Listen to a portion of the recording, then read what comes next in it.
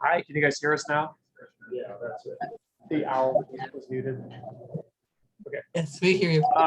So we had our board meeting Wednesday. David Benz brought forward a grant on behalf of the Let Me Run Foundation, which he's been involved in for a couple of years as a coach. They've spoken to the club in the past. We supported them in the past with a grant.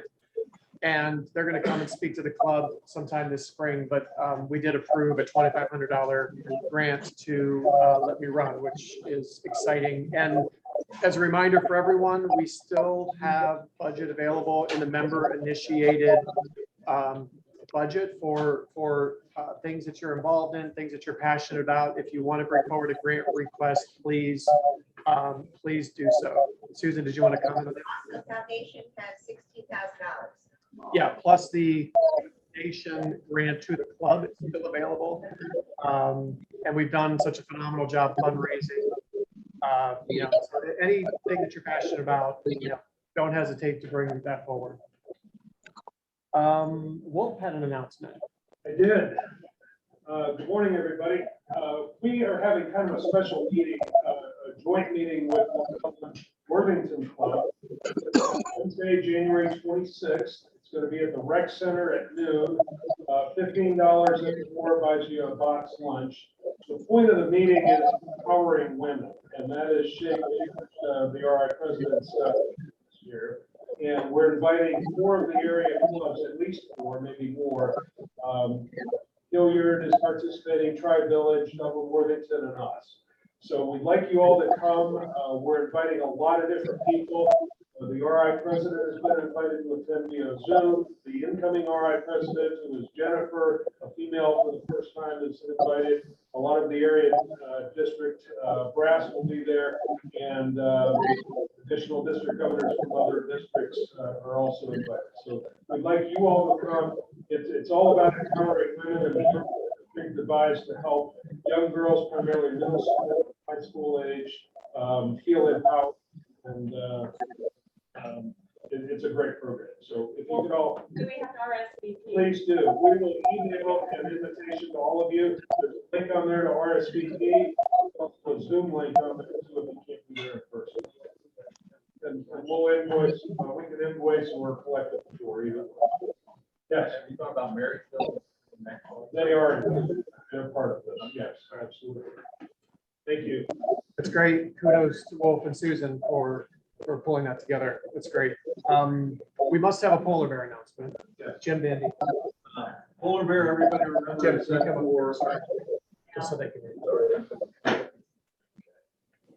Polar bear golf outing is set for the 5th, first Saturday in February. This is our 25th anniversary, so we're hoping to do it up and get some more people. This is, or was, and at least our biggest fundraiser of the year. So we really appreciate it if we get a lot of support here. Tell everybody you know or not about the event. We always have a great time, and Susan is one of the benefactors, and Rhett's charity, or Rhett's foundation, is the main cause. So good cause, we have a great time, and if it's weather like this, it'll be perfect. That's great. And I know that we've got, so the polar bear is being advertised on Facebook. I saw it there. We all got emails from the club. And then if you participated last year, you got probably an email to your personal email, because I got one of those too. So no excuses to miss the invitation. Any other announcements? Susan? Speaker committee, we're gonna get together a week from today, before our meeting, to talk about the 2022 speaker. We have a lot of those slots filled already, but we're still looking for great ideas. So if you just want to come and attend, that would be great. Or if you have ideas about speakers, let me know. But we are going to meet as a committee a week from today. Thanks. Okay, final call for announcements. Okay, let's bring up our sergeant, David Bentz.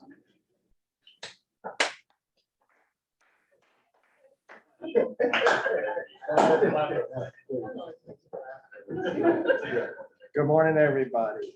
Small crowd today, but a smiling crowd. Good to see you all. We have one guest this morning. Marcia Emerson is a guest of Ken Bolts. Marcia, please stand. Oh, I'm sorry, she had to leave early. Marcia is an optician with Dr. Ken Bolt's office. And we're working with Dr. Hoadley, hopefully, and Dr. Marshausen on possibly putting together a program in the vision care space, whether that be student program or adult education program. But Marcia apologizes for having to leave, but it was nice to have her here to introduce you to a few of them. So, thank you. Thank you, Paige. Okay, so this morning I'm going to ask for happy bucks. It's a new year, so if you've got anything happy to talk about, happy bucks day. Susan. It's happy, but kind of sad, because I got to go to my first bowl game. I went to see the Bearcats play Alabama. That's the sad part, but it was so much fun driving to Dallas. Honestly, it was a great road trip. And to see so many Bearcat fans together was really quite something amazing. So what a wonderful opportunity for them to go to the bowl game. Maybe next year they'll win. Oh, here's my dollar. Hey, are you sad? Sad bucks too.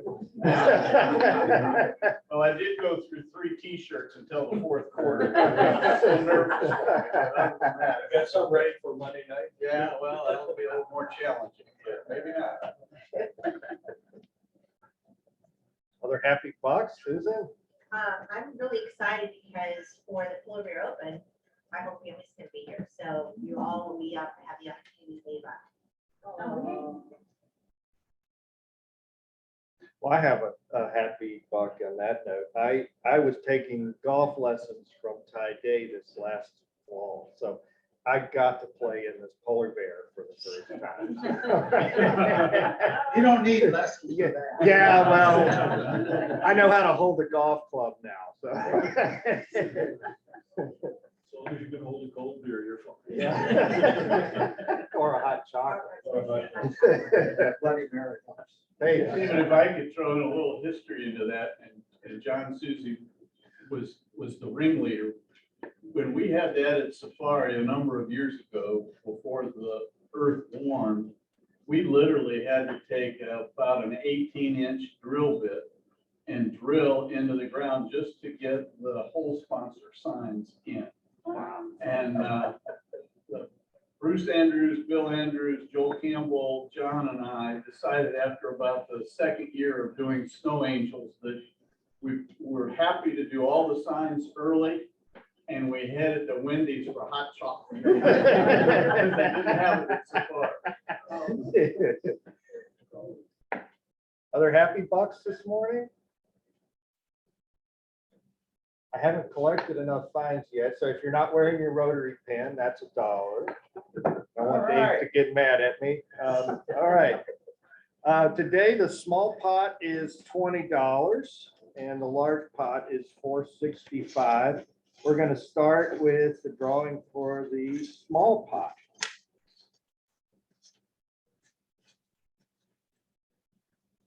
I'll let you pull up my number here. 8170883. All right, I'll go with it. You're going for the big one. Okay. Big game. All right, we'll do that in just a second. So we draw one more number. This is for the $20. All right. 817-0890. All right.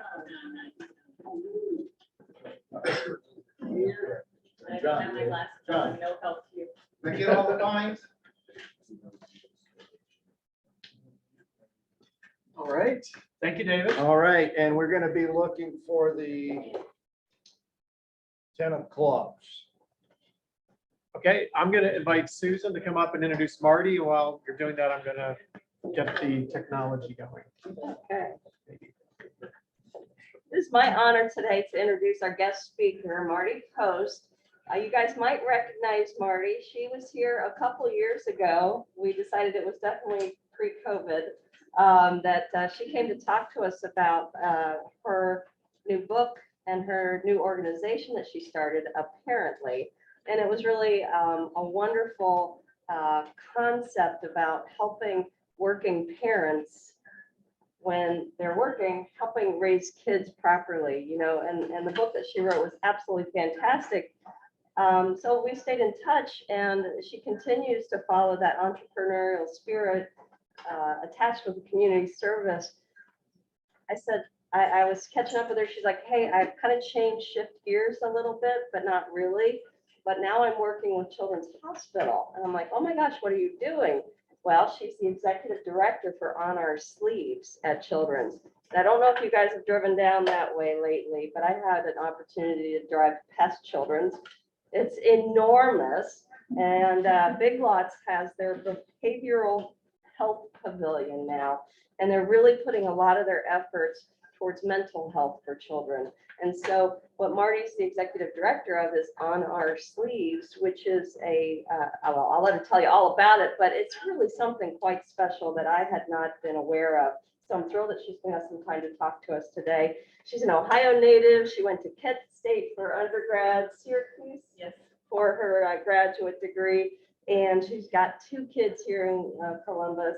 And so she's living her concept of apparently, but also just doing a great job at Children's. So with further ado, Marti. Thank you for having me back. As you said, I was here pre-COVID talking about the challenges that working parents are facing. My company apparently is still chugging along. I'm now the chair of the board, but we have a new managing director in place for apparently, and they are still working with employers to empower parents to really bring their best selves to their family life and to their career life at the same time. Along the way, when I was doing consulting as the leader of apparently, I got a call from Children's Hospital from the On Our Sleeves team. And they said, we have been working so hard to start a national movement and conversation around mental health for kids. And one of the things we realized is we talk to educators, we talk to doctors, we talk to coaches. We need to talk to moms and dads. And we think we need to get a hold of them at work where they can understand and take a hot minute and just breathe and take a course or take a lesson and understand a bit more about kids' mental health, not while they're at soccer or not while they're at the pediatrician's office. So they asked us to design a curriculum for working parents that could roll out through employers and reach moms and dads right where they're sitting every single day. And that's how apparently got involved in On Our Sleeves. And over the past almost 18 months now, that work has been ongoing. When we got through the strategy of the work, they invited me to come into the executive director role at On Our Sleeves. It was something that had not yet been created. The movement itself is only 3 years old. So 3 years ago, the hospital decided to lean in heavy on behavioral health. One of the things Children's Hospital has always done a great job of is integrating behavioral health, clinical care with every single child who comes through the door of that hospital. So if you're there as a family, you're going to get guidance from behavioral health clinicians on how to handle what these kids might need in addition to their medical care. But they wanted to take it even further. And so in fact, they made behavioral health one of our strategic priorities. So this is our Our focus is leading to best outcomes for kids everywhere. That is the focus of Children's Hospital. And one of the things that we have decided to really lean in on to make that possible is behavioral health. We see it as something that matters quite a bit in not only our community, but around the entire country. Children's mental health has reached a national crisis level. Last year, you saw a lot of additional energy around this from the Surgeon General, who issued an advisory in December of last year about youth mental health. But the need is really, really great, and it is growing. Suicide is the second leading cause of death among persons aged 15 to 24. Our young people are at an increasing risk of death by suicide every single day. 1 in 5 children has a significantly impairing mental health disorder. And while that is a concerning statistic, we're very concerned about the 4 in 5 who may not be diagnosed, but may be struggling with something that they need more support. Also, when we talk about mental health or mental wellness or mental illness, we often think in the adult space or the teen space. But what we know is that 50% of all lifetime mental illness will present in some way before the age of 14. So we have to get into a discussion with younger and younger kids and the adults who surround them to make sure that they have the skills that they need to grow up mentally healthy as well as physically healthy. Now, Susan mentioned our behavioral health pavilion. This was dedicated right before the pandemic began. It is the largest facility dedicated to behavioral health on a pediatric medical campus in the entire country. It was made possible by a transformational gift from Big Lots of $50 million. It includes 9 floors total, including inpatient units, partial hospitalization program where students can come in for the day and stay and then go home for the evening. We have something that is incredibly unique, which is a psychiatric crisis department. So if you have a teenager or a young child who is in danger of hurting themselves, or you are worried about them hurting other people, or they are just at a moment of crisis, you cannot help them anymore, you used to have to take them right to a regular hospital ER, or even children's ER, where you've also got people in there for all kinds of other issues and complaints. But now we have a dedicated psychiatric crisis department with an ambulance entrance where kids and families in crisis can come in, go into a private space with a clinical behavioral health expert and start to work through what is going on for them right now. Now, this opened in 2020. It's over capacity every single day. It is hard for children and families right now to get the care that they need, even with this amazing dedicated facility right here in our town. And so on our sleeves is the program we've built more nationally to help raise awareness about the issue beyond just the crisis moment. So bigger conversations that happen upstream, hopefully, of that child coming into something like the PCD. I do have a video to show you. And I wanted to, we think we have a video to show you. This will do a better job explaining on our sleeves than I ever could.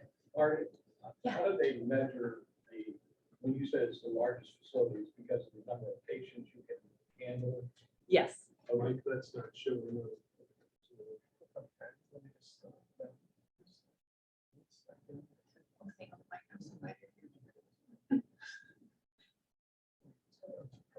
Okay, now I need to share again. So let me share screen. Yep.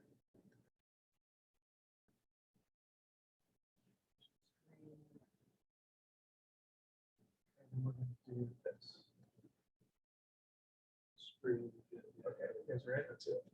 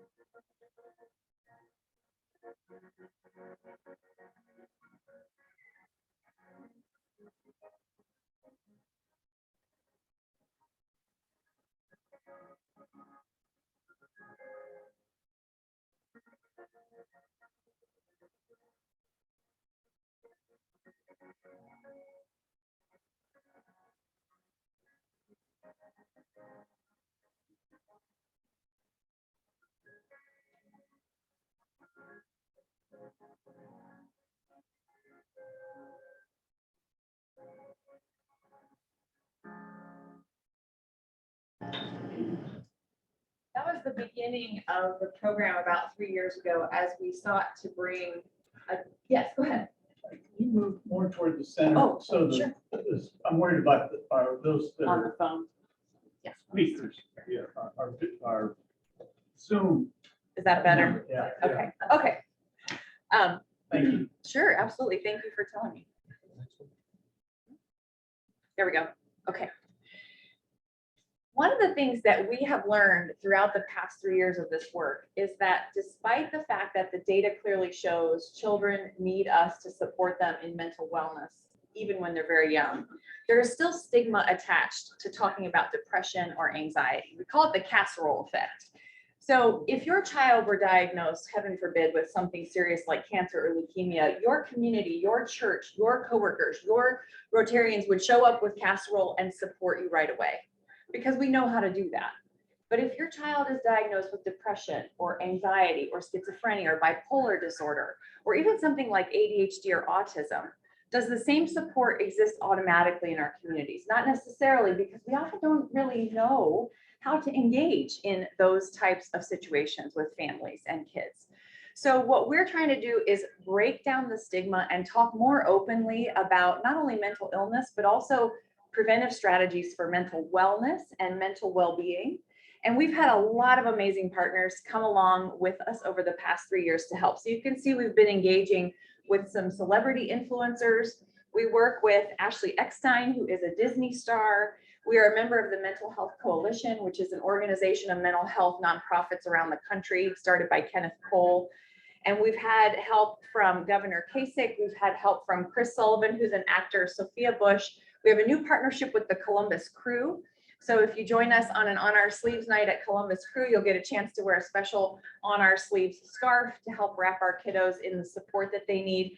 We have been partners with the Harlem Globetrotters, and even Lionel Richie and Chris Evans have joined conversations with us about the importance of talking about kids' mental health. And when you get celebrities like this involved, it helps people feel like it's more okay to talk about what kids need.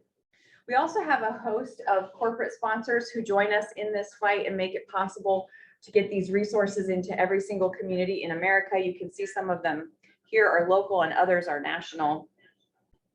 We have leaned in really strong on youth sports because we know this is an area where children are learning resilience and they're learning coping skills and they're learning stress reduction and they're learning about mindset already. So we have local programs here with youth athletes, primarily in the soccer and baseball youth sports, but any sport can participate. And we're working on in 2022 a new program for youth sport volunteer coaches. Because think about, of all the trusted adults kids interact with every single day, you have your family adults, you have your school adults, your teachers, your guidance counselors, your principals who are trained in child development. But a youth sports coach who's doing this on the side out of their own time may not have the resources or even the words to help talk to kids about stress, about concerns at home. And so our youth sports guide does that very well to get coaches prepared. We work closely with schools too. Last year, our main program was called the Million Classroom Project. When you think about the largest youth serving organization in our country, it is our school system. And so through the Million Classroom Project and a partnership with Go Noodle, which is a video series that is in a lot of elementary school classrooms, we are in 4 out of 5 US elementary schools right now with our programming, actively helping teachers talk to kids about feelings, about being kind, about learning gratitude practices. Some of these things we think that can build mental wellness skills ahead of and potentially even preventing us getting to a point of a child being diagnosed with mental illness or being at a crisis point. All 50 states have interacted with our content online, and that's the beauty of On Our Sleeves, is it allows us to go beyond Columbus. It is powered by our experts at Nationwide Children's Hospital from a behavioral health research standpoint and clinical standpoint, but we are all over the country in terms of how we are helping students. And I will talk just a brief minute about this workplace program that is new, because I think there are some really great learnings that we brought forward as part of this work. So yes, we told you 1 in 5 children are living with a mental illness, but on our sleeves really plays in this prevention and skill building space. How do we help kids talk about their feelings? Well, it turns out the first thing you have to do is teach adults how to talk to kids about talking about their feelings. And this is a really interesting time in our society, if you think about it, because this generation of parents and teachers is trying to encourage conversation with kids and build skills in them about talking about feelings, talking about stress, talking about what they see in society that maybe they didn't grow up learning necessarily. So you have a big pivot happening right now in what families and teachers are trying to teach and model that maybe they're having to go read really quick on the side, like, how do I talk about this with my child? My daughter is 12. About 2 years ago, I read a great book about how to talk so kids will listen and listen so kids will talk. And I was so empowered by this book and I felt so great. And after like 3 weeks, my daughter just went, why are you always talking to me like a book? And I was like, oh, well, because we didn't do this when I was a kid. We did not discuss this stuff at the dinner table. So if I sound like I'm reading you a script at the dinner table, it's because I kind of am. But this is what we are trying to do as on our sleeves, is bring these resources we've got on our website. We have got conversation starters. We have got tips and guides on anxiety, ADHD, autism, depression. We have got kindness kits that you can send into classrooms so teachers can have these conversations. And through our partnership with Go Noodle, we're rolling out a new show in 2022 that'll go into elementary classrooms, and it's called the Mooderators. And it's 2 12-year-old kids who learn to moderate their mood with different skills and techniques. So we are working really hard to help people have the resources and not sound like a book when they're talking to their kids. I'm going to speed through here, but I wanted to let you know that part of what we did to build the workplace curriculum is we talked to working parents to see how it's going out there in 2021. And these are the top words we got back. If you have kids or grandkids and you're trying to hold down a career and manage all of this, these words don't probably sound too unfamiliar to you. Hectic, busy, chaotic, unpredictable, challenging, horrendous. It's really a struggle right now for families. And so we asked the parents, what is it like to be a working parent in 2021? And here are their metaphors. A ball of tied up spaghetti you are trying to untie. An air traffic controller, a professional juggler, and elastic because I'm always being pulled until I snap. Having just enough time to make a connecting flight. Little hiccups can throw everything off. So this is kind of the environment that parents and kids are dealing with.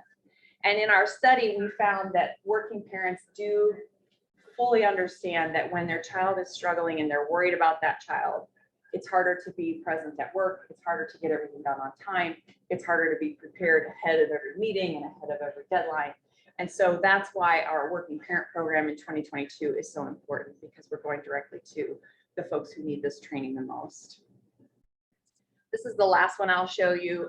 We asked working parents how much of your mind share is on your kids' mental health or your family needs while you're working. This is one of the drawings we got back. So the pink section inside this frame is labeled family.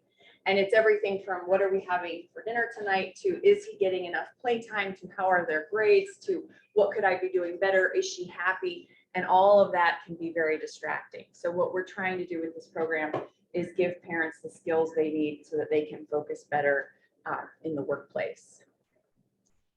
A couple other things in 2022 that we have coming up. We are excited to be rolling out a new program in the state of Indiana in partnership with the Indianapolis Colts.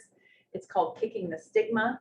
It is going to go to all elementary and middle school teachers in the state of Indiana to give them tools for their classroom that help kids understand not only their own mental health and skill, but how to help their friends and how to help be good friends and help children understand when their friends are struggling, what they can do. So there are a lot of exciting opportunities coming our way in 2022. And we're really excited about our partnerships, not only nationally, but also locally with sports clubs and programs and schools here in Central Ohio that we are able to do so that we can keep as many kids to not come to our behavioral health pavilion as possible. We really would love that building to be obsolete. Unfortunately, it's overflowing. So this is our effort to get ahead of some of that and create new conversations so that that building, hopefully someday, can be empty inside. What questions do you have for me? Yes, Dr. Well, Marshall. first of all, I want to say thank you. My name is John Marshausen. I'm the superintendent of the schools here in Dublin. And just for our membership, we had 15 students who were taken by squad in the first half of this year for suicidal ideations from school to behavioral facility. We administered 160 Columbia suicide screeners. And when parents call to get into a counselor, it's a 6-month wait. I can't imagine the feeling as a parent, and we get the calls then. My kid has had suicidal ideations. I want to go see a mental health professional, and I can't get in for 6 months. Last night, we had our medical advisory committee meeting to talk about COVID protocols. The overwhelming consensus from that group is mental health issues are a greater concern than COVID issues for the students in our school district. So we're starting another medical group to work with folks, because there are docs of children who are part of this group. So as we have these conversations and talk about prevention and talk about what we get to do as parents and grandparents, to have these conversations with our kids, my message as a superintendent is never say my kid would never. Because the children and the families that we support, they're us, they're everyone. So thank you for all the work that you do. And even in what I would say is one of the greatest communities to raise your kids, with the strongest school districts, with great churches and youth activities and sports, we got it all. We're still struggling a lot with the issues our children are dealing with. So thank you. Yes, thank you. Thank you for your work as well. And I think it's such an important message when we think about what is the risk to our children from COVID exposure? What is the risk to our children from this suicidal ideation, depression? One of the things that we all do as part of our training is we go through some mental health first aid introductory work to make sure that we're all using the right terminology, we're all expressing ourselves correctly. It's amazing how quickly in our society we use things like crazy and bipolar and insane as adjectives. We'll say, oh my gosh, I'm so busy, it's just been crazy. And the more we do that, the more we contribute to the idea that those are such negative things that a child who's worried maybe won't say anything. And maybe will fear that that's something that is really, really their fault. And the other thing we work really hard to do is we try to stay away from wording like commit suicide, and we say die by suicide or taken by suicide, because again, we're trying to help kids understand that these thoughts are acting upon them. This is not who they are, and this is not what they need to do. This is something that is coming at them from a depression disease, and that they need help to meet that challenge, not that they need to be taking action to end their life. And so this is the kind of work that On Our Sleeves is committed to do, is to help break down that stigma so that we can all talk about it more openly. And I think the schools are a great starting point for that. And so are all family gatherings and sports practices and things like that. Yes. Sorry, you stated, Marty, that On Our Sleeves, the home base is Children's Hospital here, and it's in all 50 states. Yeah. Are there home bases in other states, or is it mostly pushed out and accepted by the schools from here? It's interesting. We have 4 other children's hospitals around the country who have become licensed with our program through On Our Sleeves.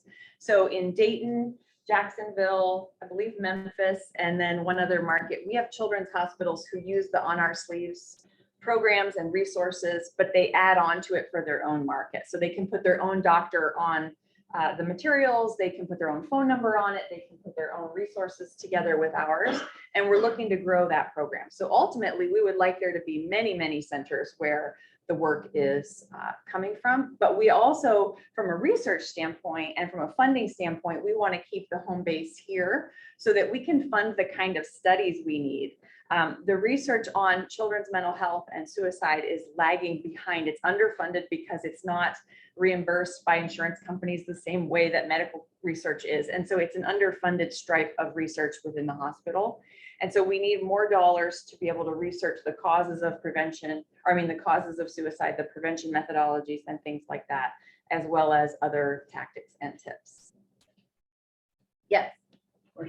One of the thoughts that I have is that you've reached out, and it looks like very successfully, congratulations, to the elementary schools. Is there an age window where you see a greater exposure, a greater risk between K through 12?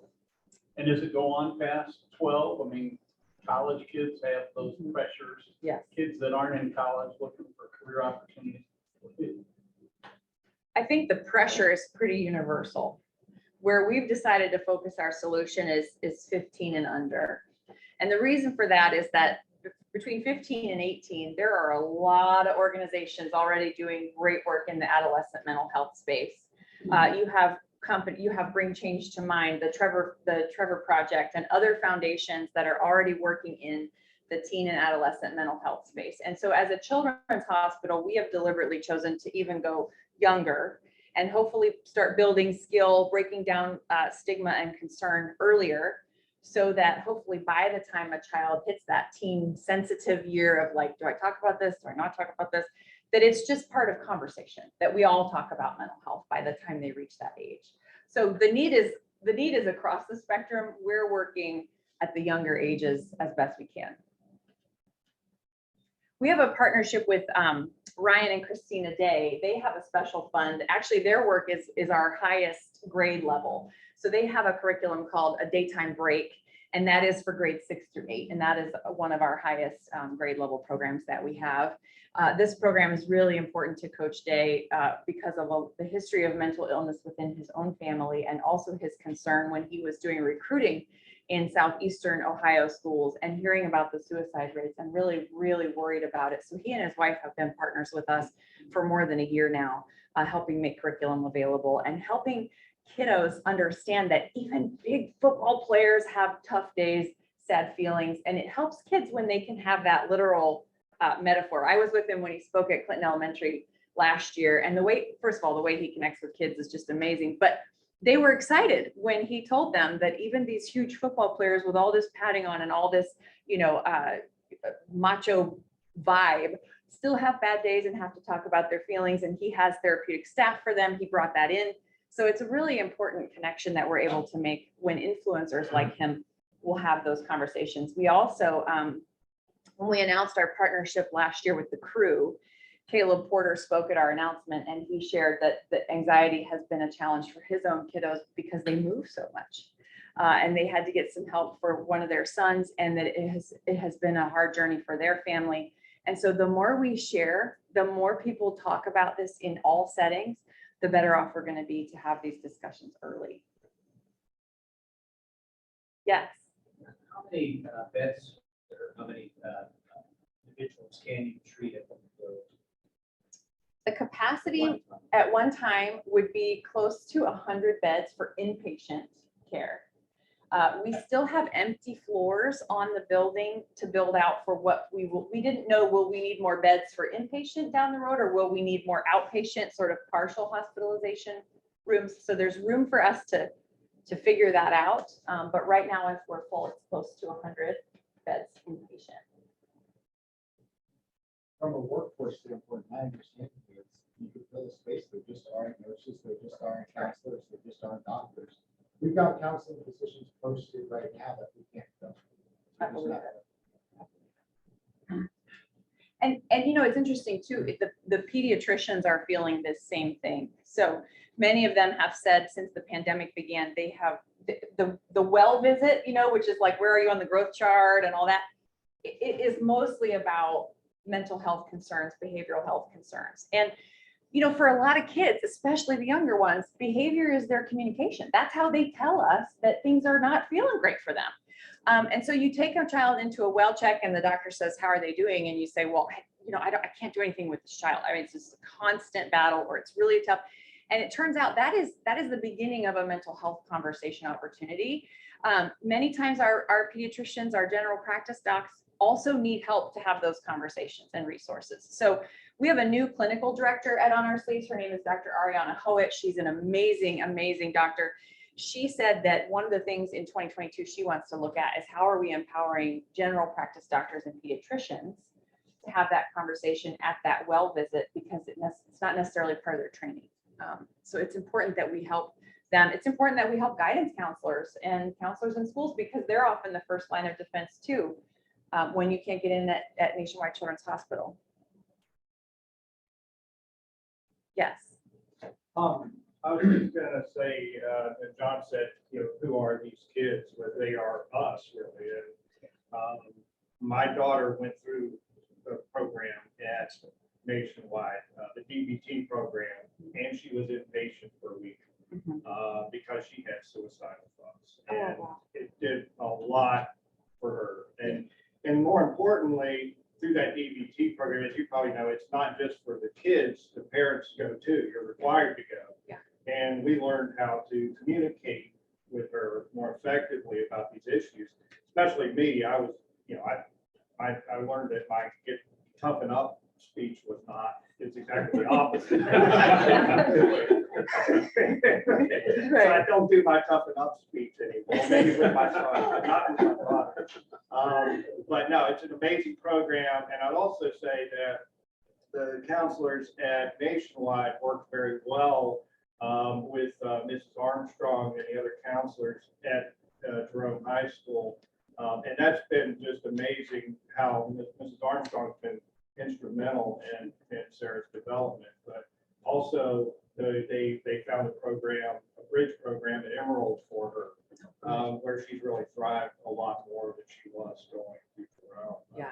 I just wanted to comment on that because it is an important thing, and it's not just the kids that need help, it's the parents that need help too. Yes. And it is a team effort to get kids over these hurdles. Absolutely. Thank you for sharing that, David. I really appreciate that. It's true. One of the things Dr. Howitt shared with me is that we talk a lot about starting conversations with our kids, and then if they come back to us with a concern, I've had a suicidal thought or whatever, sometimes it's that next thing we do, the way we react right there is what signals to them like, oh, well, let's go get you help, or toughen up, or whatever we do in that next round of conversation is really pivotal. And so some of our resources are based not only on how to get your kids talking, but how to listen and, keep it coming. You want more, you want them to tell you more, but that takes some skill. And again, we didn't grow up with that necessarily. So this is a skill-based program to help parents and adults figure out how to be helpful. Thank you. Thank you so much. Thank you so much, Marty. Incredibly important work. Our quote for the day comes from Maya Angelou. Nothing can dim the light that shines from within. Next week, we have Pat O'Loughlin, the president of the Ohio Electric Cooperatives. Everyone have a great week. Bye, everyone. Same bat time, same bat channel.